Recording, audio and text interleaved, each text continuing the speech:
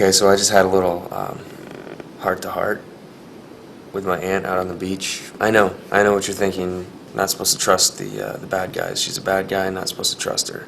But, you know, it's either that or, well, you know Bree's preferred methods.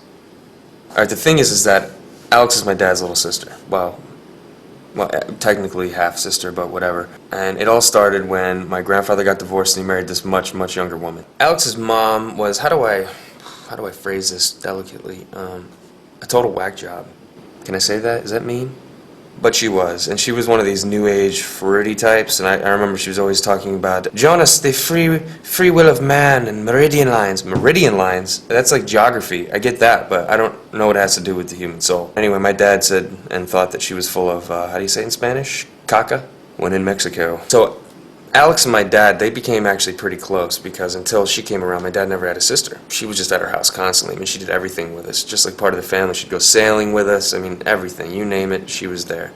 I think it caused a little conflict with Alex's mom because she was the jealous type, and I mean, it got to the point where she wasn't even allowed to come over to our house anymore. So when my parents started traveling a lot, we didn't really see Alex that much anymore. You know, just holidays and Christmas. And I remember one Christmas, Alex's mom had a little too much to drink, and her and my dad kind of got into it. And they started arguing, and they said a bunch of things to each other. A lot of weird stuff. Alex's mom started accusing my dad of just some whacked out, crazy stuff. They were arguing about something about her religion. She was always very fanatical. It got heated, and they both said some pretty awful things to each other. I'm sure that they would have apologized to each other because that's what families do. They fight and they make up, but unfortunately, they never got that chance. Because later that February, Alex's mom got hit by a drunk driver, and she died en route to the hospital. Yep, your classic, how could there be a God when something like this happens moment. There's more to the story. During my reconciliation with Alex out on the beach, she gave me a little more information. Her mom's religion, same as Bree's mom's religion. Same thing.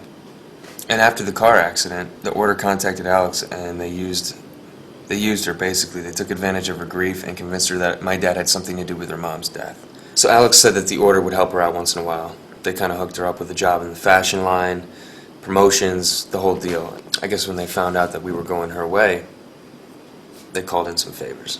They told her exactly what to say in that little speech she gave. I don't even think she knew what she was doing. She was just doing what they told her. She was pretty broken up. I mean, she was visibly distraught, and I don't think you can pretend. My parents still alive? I hope so. Alex thinks they are. She feels so bad about what happened that she said that she will do anything she can to help us find out.